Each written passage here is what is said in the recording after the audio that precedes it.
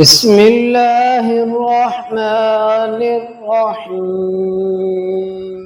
أولم ير الذين كفروا أن السماوات والأرض كانتا رتقا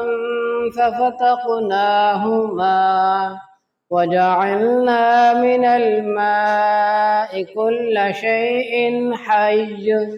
أفلا يؤمنون وجعلنا في الأرض رواسي أن تميد بهم وجعلنا فيها فجاجا سبلا لعلهم يهتدون وجعلنا السماء سقفا محفوظا وهم عن آياتها معرضون وهو الذي خلق الليل والنهار والشمس والقمر كل في فلك يسبحون وما جعلنا لبشر من قبلك الخلد أفإن مت فهم الخالدون كل نفس ذائقة الموت ونبلوكم بالشر والخير فتنة وإلينا ترجعون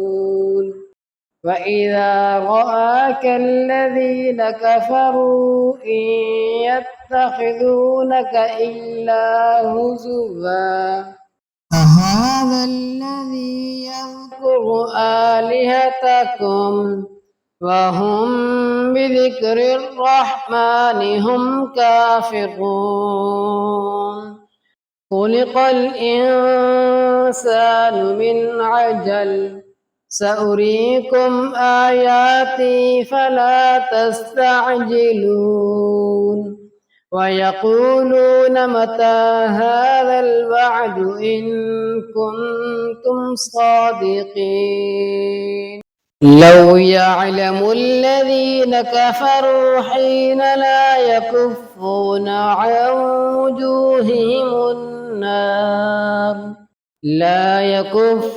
عن وجوههم النار ولا عن ظهورهم ولا هم ينصرون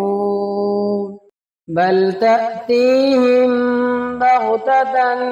فتبهتهم فلا يستطيعون ردها ولا هم ينظرون ولقد استهزئ برسل من قبلك فحاق بالذين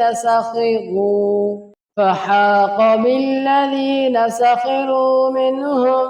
ما كانوا به يستهزئون